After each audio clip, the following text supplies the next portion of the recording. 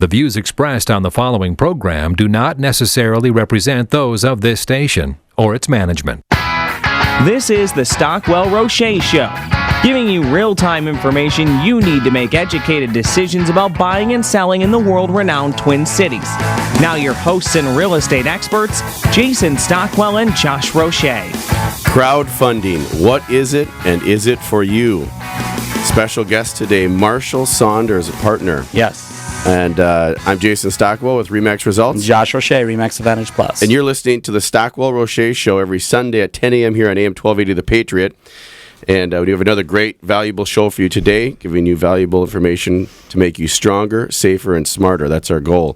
You can find us at talktwincitiesrealestate.com, talktwincitiesrealestate.com, or go to Facebook and search the Stockwell Roueche Show, and you'll find videos, photos, content and information on past shows and resources to go to of the people that have came on the show and our partners. So, Marshall Saunders, welcome to the show. Hi, Jason, Josh, Lisa. Hey. Hi. Thanks for being here. I've known Marshall for quite a while, quite a long time, and it's been very, very, very good, honest person that I am very happy and proud to have on the show with us and sharing in his new venture.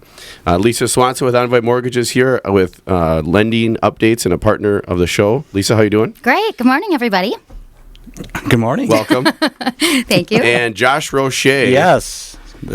What's going on? Yes. The infamous Josh Roueche. Market update is how we always start off the show with a market update. We're going to change a little bit this week. We're going to talk a little bit about the parade of homes coming up. Yes, good idea. The spring market is actually coming up. We've got the spring parade happening 2015. It looks like the new home open starts February 28th through the 29th. That's Thursday through Sunday. That's at the convention center. And then we also have the remodel showcase homes open from 27th from 1 to 7. And that's March 28th through the 29th. Cool. And the parade is in full swing right now. And if you are out and about, it's great. It's great to go out and look. Yep. It's fun. It's fun. It's fun. Even if you have no intention of buying a new home and you've lived in your home and you're going to be there forever, you just go look. You get some great ideas. You see the latest and greatest in technology in the homes, that in updates in the homes. And you get to see what kind of builders, how builders, what kind of products they put in these homes and the quality of construction that they put in the home too. So definitely go check it out. And if you have questions about any particular parade of home or any home in general, you can always call Josh or myself or go to the talktwincitiesrealestate.com and reach us there. And if you have any questions too, you can always text or call 651-400-0773, 651-400-0773. We're always here to help. And if you have a question you want us to answer on our website, we have a questions form for you to fill out, and we'll read that question on the website as well. And a market eval button on the top there, which is good if you just want to look at that and get a free market evaluation on your home and see what it's worth. So, Lisa Swanson, Envoy Mortgage. Hi. I'm anxious to hear about the parade of homes and new home construction. Okay. What can you help people with, or what can you do for people if they say, hey, I really like this one? Well, first I'd like to share my NMLS number, 261955, so we're in compliance. The new home construction is actually a really similar loan to any financing, depending on if the home is currently built or if it's in the process of being built. But the options are really pretty similar. The nice thing, as you mentioned, you really just get to customize the home as you would like. The down payment, we're still looking at a 3% down payment, so very minimal commitment to actually get into that home. You can do that on a new home? Yep, you sure can. Okay, cool. And depending on the builder, each builder will vary a little bit in how, if they're purchasing the land first, which is ideal, that they already have the land purchased and then we're doing the transaction through the builder, or if you're working with maybe a smaller builder, then we'd be looking at more of a construction type loan, and in that case there would be more of an obligation to put more money down than that 3%. But most cases, the minimum is the 3 to 5. And that's the end loan, pretty much is what you're talking about, the end loan of the construction after it's completely finished. Yep, and that's only if the builder isn't buying the land. But most of the time we do see that the builders are purchasing that right away. And the other thing I'd like to mention too, it is really fun, the parade of homes. One thing that is my favorite part really is the colors and the interior decoration. That's one thing that I just find awesome. That's where I get my little ideas. The furniture, I love that too, because It's like, wow, that's how I would want my house to look, but it'll never would look like that. You know? Toys, right? Kids.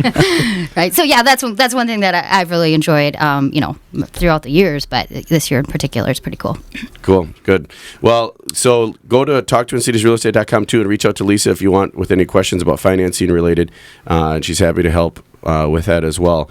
And we'll be asking you a lot more questions throughout the show as Lisa as well. So thanks so much. Lisa Swanson, Envoy Mortgage, and you can call her on her cell phone, 612-990-2271, 612-990-2271. So without further ado, you're listening to the Stockwell Roueche Show. It's Sundays at 10 a.m. here on The Patriot. Marshall Saunders. Yeah. Saunders Daily Community-Funded Real Estate is the name of the company. That's right, SaundersDaily.com. SaundersDaily.com. Nice. I like it. And a little bit of history. So, just tell us about yourself, how you got into real estate, how you got in, just the background. And sure. We could go on for hours, I'm sure. But yeah, well, I think I started in real estate when I was like 2 or something like that. My father, he used to work for Spring Company Realtors back, and he started there. And when I was 2 in 1971, he worked there. They were purchased by Coldwell Banker, so he worked for Coldwell Banker Spring and rose through the ranks and became executive vice president, ran Coldwell Banker here locally for many years, and he left in 1984 and started RE/MAX Results. Yep. And so we were the first, and we became the largest RE/MAX franchise in the world after that. And so he ran that for quite a few years. I started in real estate in 1996 full-time, becoming a real estate agent. So I sold from 1996 through 2008. And my father was dying of cancer. I bought his half of the company from him just before he died. And then I became broker in October of 2008. Awesome. Right as the market was That's great timing. Absolutely crashing, yes. And it was a wonderful time to become a broker. And so I ran that with John Colopy, my 50-50 partner, for 6 years and a couple months. And then I sold my half of the company to John last September 31st. And 6 months, just about 6 months ago. About right? 5 months ago. 5 months ago, yeah. 5 months ago today, and now we are. Now I'm starting 2 or 3 new ventures, mostly in the real estate market, and the primary one is SaundersDaily.com, which is a real estate equity crowdfunding business, and there's a lot to it. Sounds complicated, but on the surface, it's really, really simple. You go and you buy a investment property. Let's say it's a duplex or something like that, and you need $100,000 down payment. You don't have $100,000 down payment, so 3 of us get together and we bring $33,000 each of us, and we buy it together. And it's fundamentally so very simple. But when I go out there and I pool you together, let's say I'm just doing this to help you guys, and so I bring the 3 of you, Lisa, Josh, and Jason, together, and each of you put in $50,000, but you don't know one another. At that point, I'm selling a security, and that's illegal for me to do without a securities license.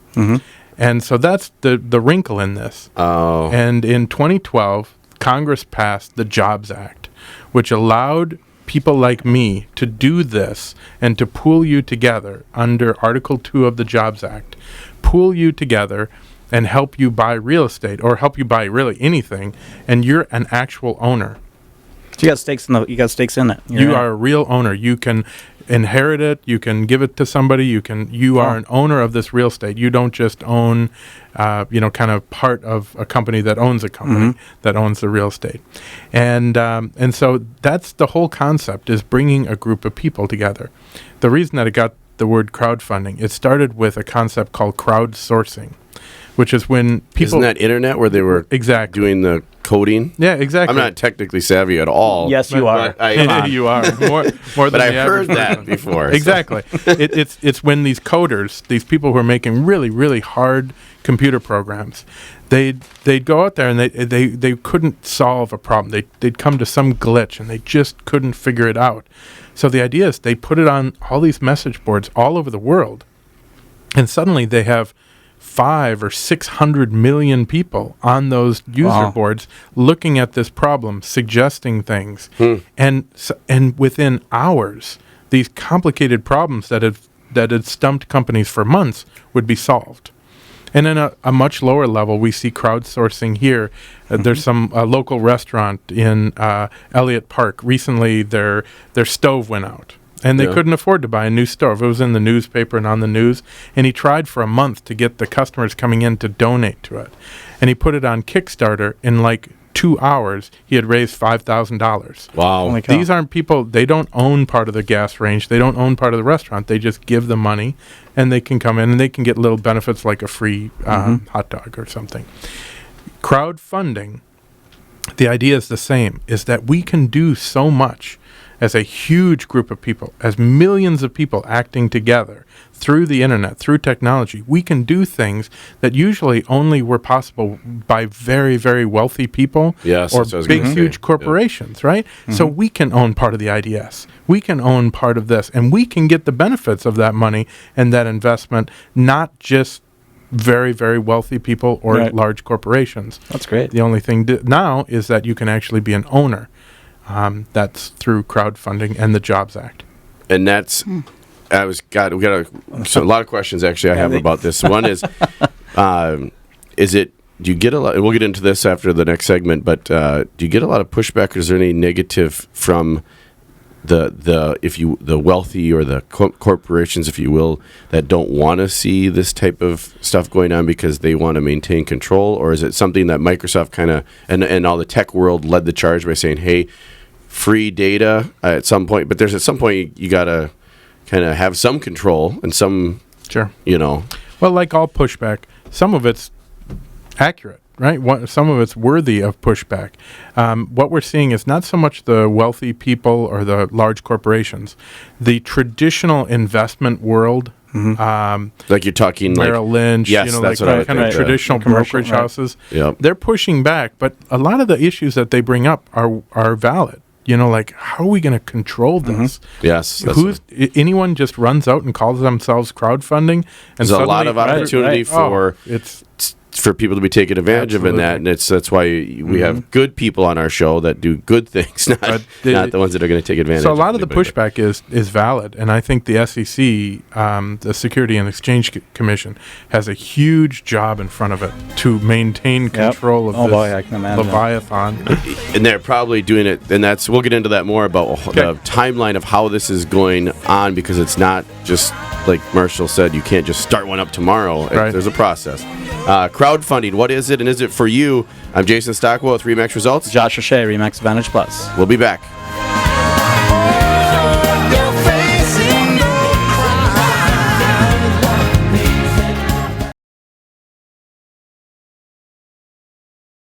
There's one in every crowd. It's usually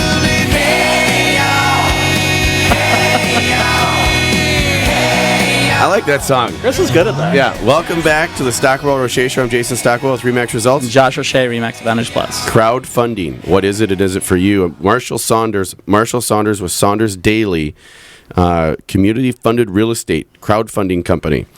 And we were talking before break about what it is, kind of like crowdsourcing on the code with the internet, and this is the same thing. A bunch of people pooling their money together, and they can actually own a stake in the company. That's right. And buy bigger real estate or whatever. It could be anything. It doesn't have to be real estate. You're just more specific. Yeah, I'm honed in on real estate, but this could work for anything.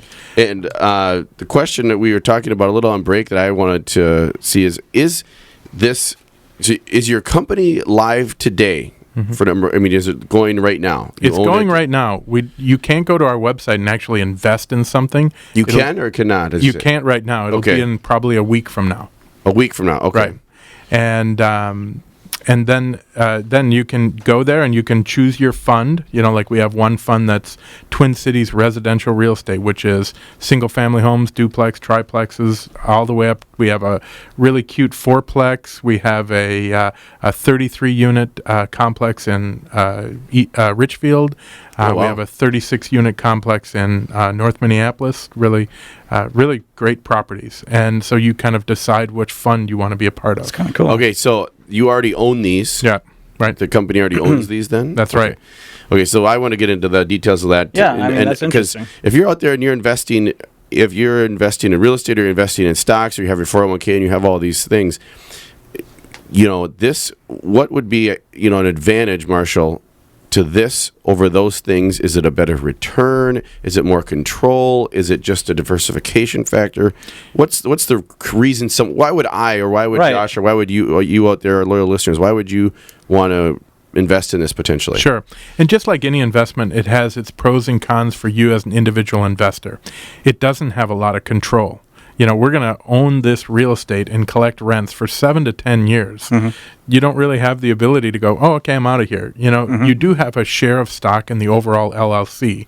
So you could sell that share or give it to somebody, but your liquidity is not very high. So you got to keep that in so mind. kind of a mindset of this is I'm in Right. it for a longer term. Just put it in, forget Right. about it, and just as if you were a real owner in real estate. Yep. This is these aren't flipping projects. These Right. are have and hold. Okay. And so you might not have the right temperament or the right idea for this.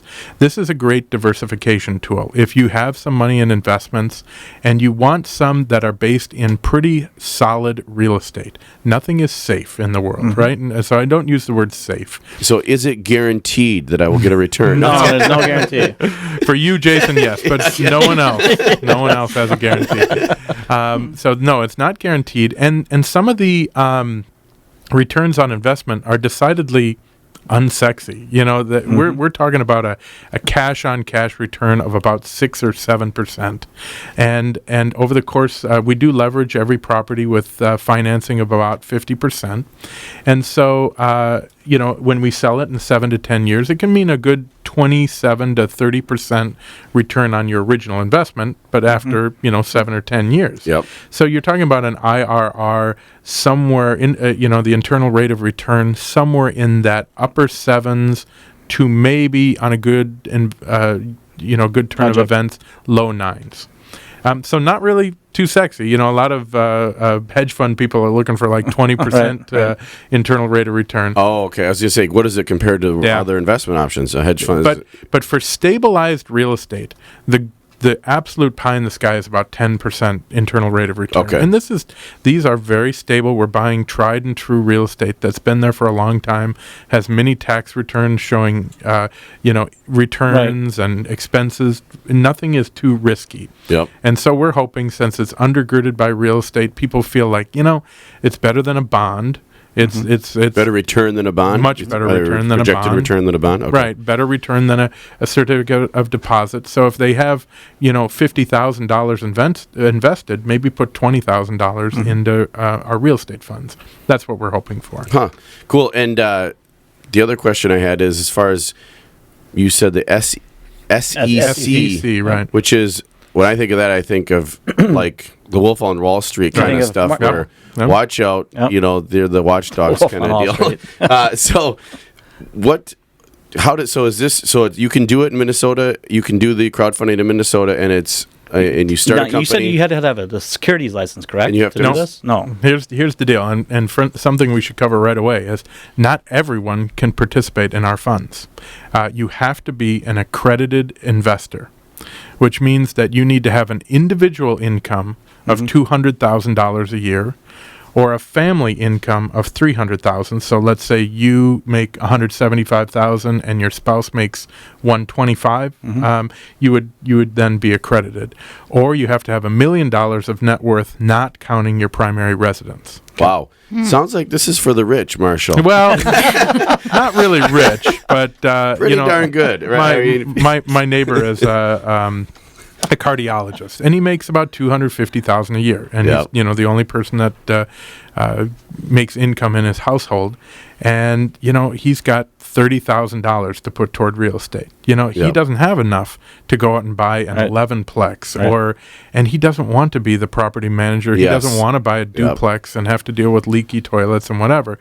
So this is a project. He wants for him. to own real estate, but Right. not be in charge of the real estate. Right. And this is one way to do it. It This is. a It's good way smart. to do it. And it allows him to go down the street and take part in real estate investments that are in our community. Oh, Sure. instead of REITs Local where there's stuff. an Right. national Who knows ones or what they're in. international ones, or who knows? Right. You're buying all over. You're buying a real estate hedge fund who owns, Right. property all over the place.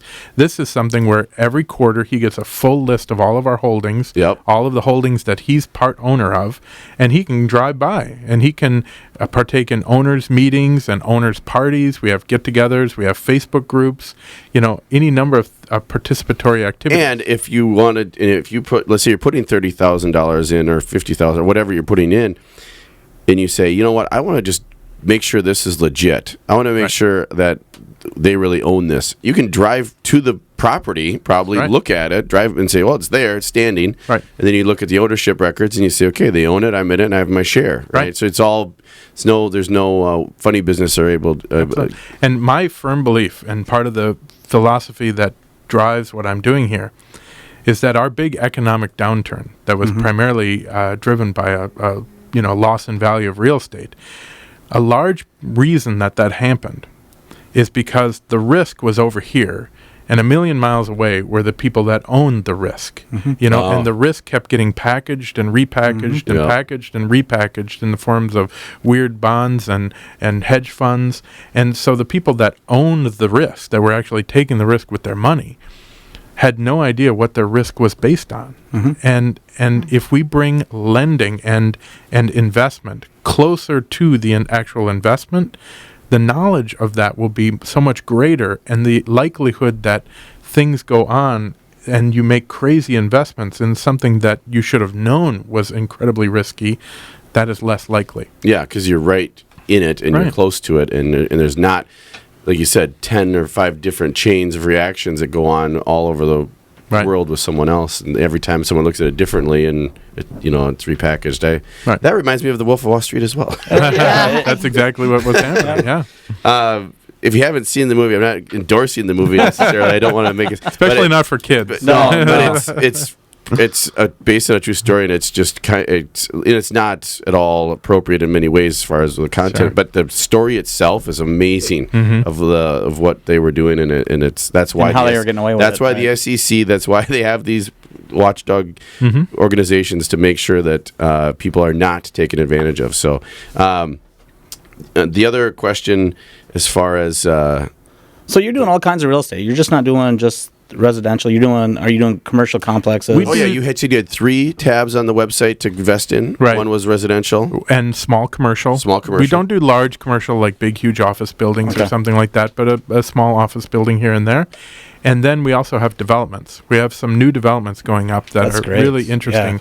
And that's not part of a fund. You can actually go in and say, I want to participate in this one. I want to participate in this one, and not that one, and not that one. Because developments are so unique. They are. And what they offer and what their returns are and what their So timetables you can are. So hand pick or select the individual development Right. at that point. Whereas the other ones, you're not able to go in and say, I only want to invest in that fourplex commercial. Right. And you're like, no, we have all of the rentals. It's like an in one umbrella. pool. It's because there's just an economies of scale that you get. Yeah.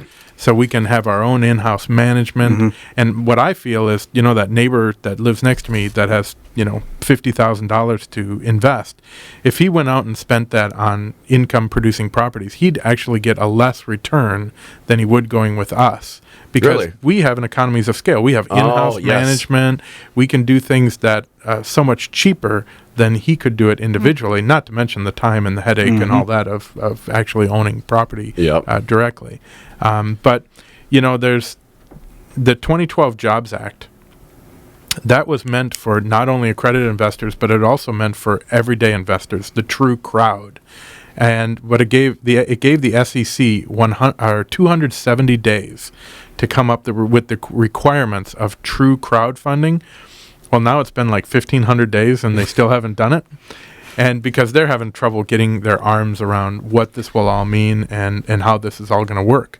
But there's a local group called minvest.org. MINNVEST? No, MNVIST. Yep. VEST. VEST.org. And they're a group of people that are trying to get crowdfunding, true crowdfunding, where everyone can... Not just accredited, right, but everybody. And our system is totally ready to go once that's allowed and... Really? And legal. So they're trying to get that here in Minnesota? Yep. I mean, okay. It's in Georgia, it's in Texas, it's in Wisconsin, it's in Portland, or Oregon, but it's not in Minnesota yet. Wow, I didn't know that. Very, very good information. Thank you, Marshall Saunders. We'll be back with more questions. You're listening to the Stockwell Roueche Show. I'm Jason Stockwell with RE/MAX Results. Josh Roueche, RE/MAX Advantage Plus. And we have Lisa Swanson with Envoy Mortgage, who is anxiously waiting to ask Marshall a couple of questions when we get back. So we'll be back. Thanks for listening. You were just a face in the crowd.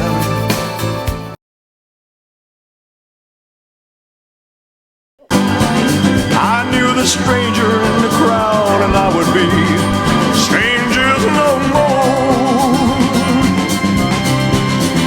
Love had found us. Welcome back to the Stockwell Roueche Show. I'm Jason Stockwell with RE/MAX Results. Listen to that music. Love it. Josh Roueche, RE/MAX I Advantage love Plus. it. Chris does a great job back there.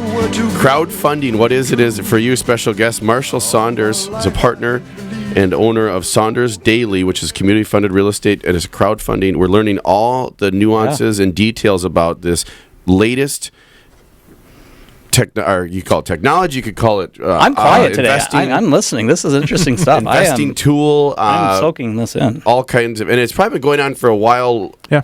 But it's finally making news. It's finally making media. It's finally making attention because people are hearing about it and they're probably doing it. So just so you know, right now, currently, to recap some of the things is you have to be an accredited investor in order to participate in crowdfunding at this particular time, and what that means is your household your individual income has to be $175,000 or more. No, 200. 200. Oof. Yep, and 200 or more. Household income of 300 or more, or a net worth of $1 million, or a net worth of $1 million. not counting your house. Is that just with your this? With no, your, that's SEC requirements. That's an SEC requirement. But one correction to make: crowdfunding can be done by anybody. It's only equity crowdfunding where you actually own.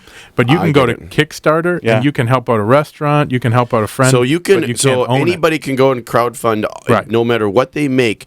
They just may not own it. Right. A piece of that. Ownership is only for the accredited investors. Right. But we're going to change that. That's changing across the country. And if it's already in other states where it's an open crowdfunding, everybody in Wisconsin, you said Texas and Georgia and other states, that should definitely be coming its way here to Minnesota. So the other thing I wanted to ask about is how do you, just back to the accredited investor real quick, how do do I give you my tax returns and say, hey, here's the deal. This year I had a good year, but last year I only made $50,000, or I only made $20,000, and now I'm up to. How does it work? We use a company, an independent company. There's Verify Investor, and then there's Crowdentials, and we make use of both of those organizations.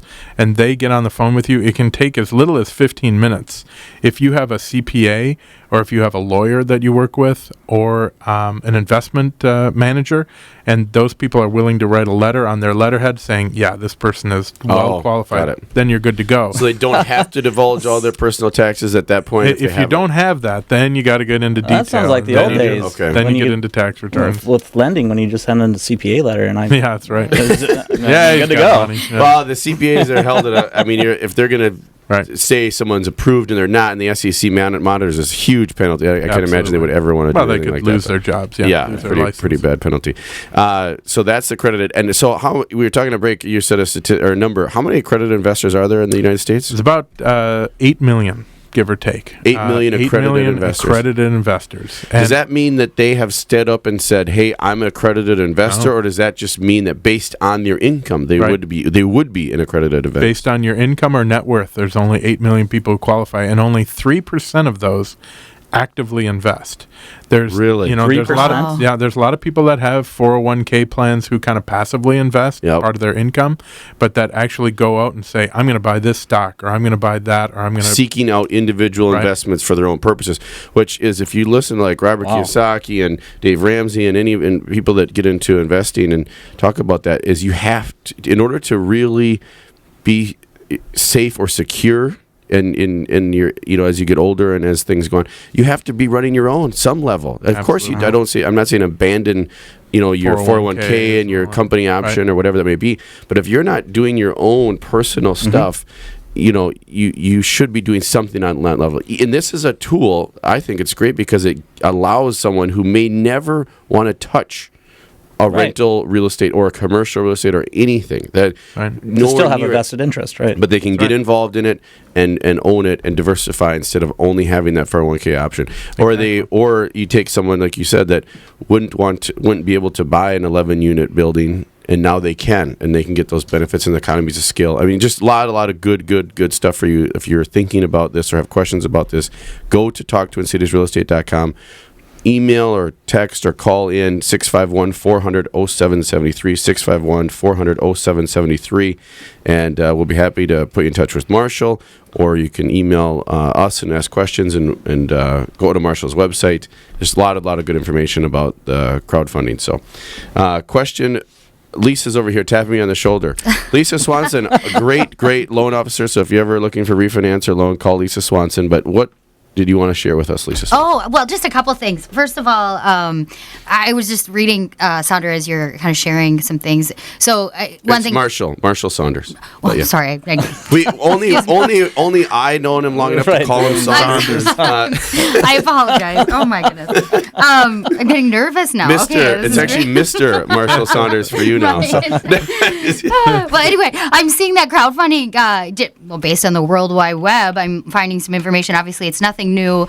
Most people don't even know that the Statue of Liberty was actually crowdfunded. That's right. What? Yeah. Listen to you. Look at you. Henry Ford, the first car that he made was crowdfunded from a group of people in Kansas City. Went door to door raising money. I suppose if you break crowdfunding down to it's just simply two or more people pulling in their resources. A Christmas show, Jimmy Stewart does that with the bank. That's right. Yeah. It's George Bailey. That's what George it is. Bailey. It's George Bailey. Your money's not here. It's in his house.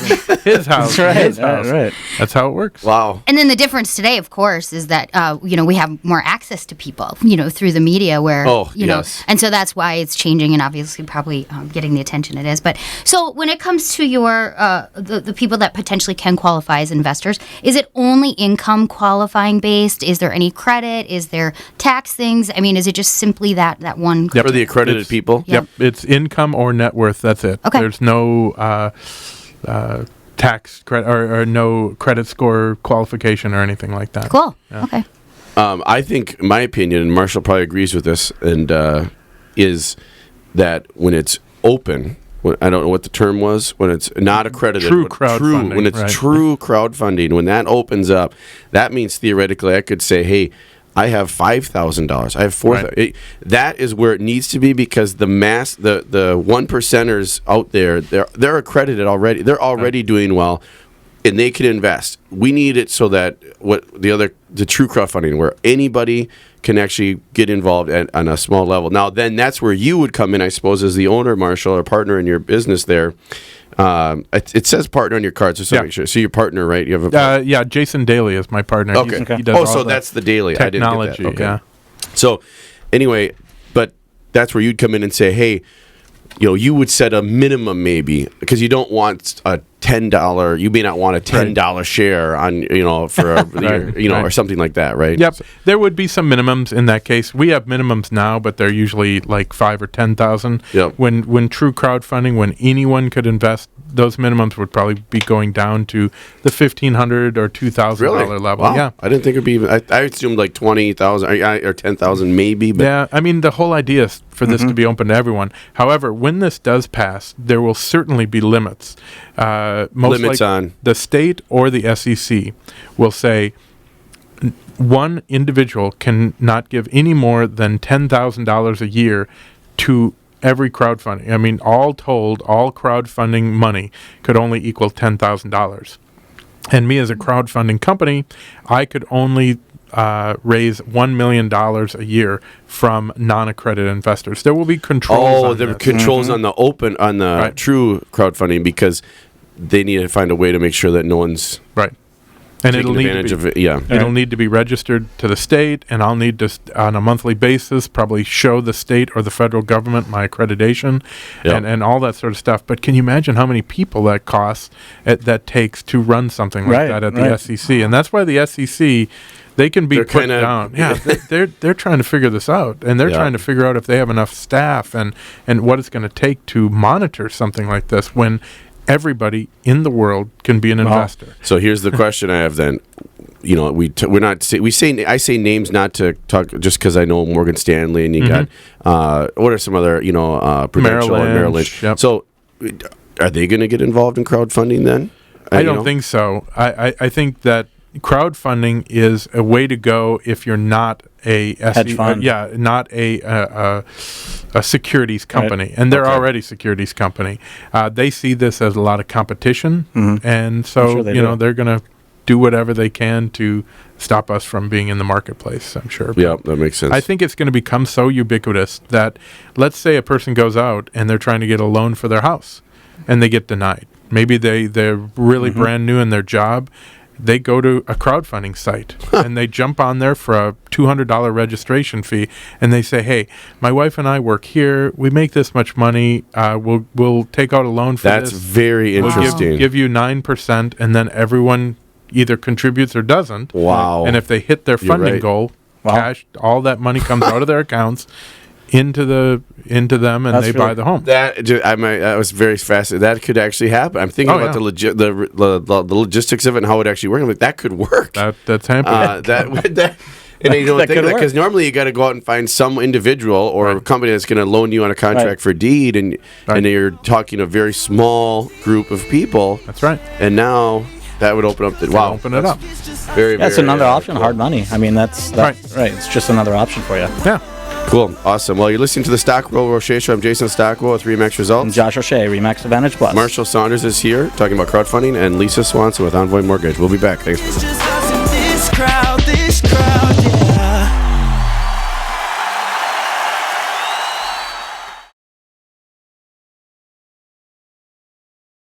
Fighting over there, I'm making the rounds, looking for a party crowd. Welcome back to the Stockwell Roueche Show. I'm Jason Stockwell with RE/MAX Results. Josh O'Shea, RE/MAX Advantage Plus. On every Sunday at 10 a.m. here on The Patriot.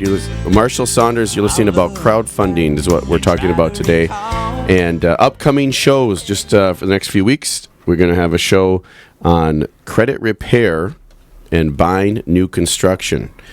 So that'll be a wonderful show coming up on credit repair and buying new construction, especially with the parade in full swing right now. New construction and spring fever, whatever you want to call it. I mean, it's happening. It is happening. It's very, very buyers active. are out there. And then timeshares and co-ops, how to buy and sell them properly. That'll be another show we're having after that. And so you can always go to talktwincitiesrealestate.com, talktwincitiesrealestate.com to find all kinds of information. And you can call us at 651-400-0773, 651-400-0773.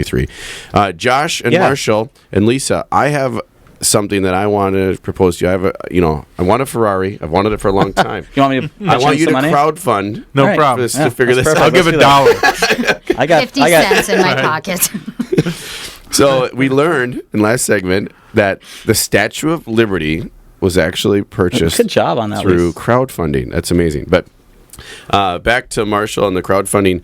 I think one of the things that I find different is that you actually own the properties that are when people come on and do the crowdfunding with you, whereas other crowdfundings that's not necessarily the case. Yeah, explain the dynamics of it, and also how do you get your money back? And what's the deal here? Sure. Well, normally there's two different divisions. There's crowdfunding platforms like Realty Mogul and Fundrise, and that's just software, right? They're websites, right, that you can sign up for and come and offer your real estate and get investors.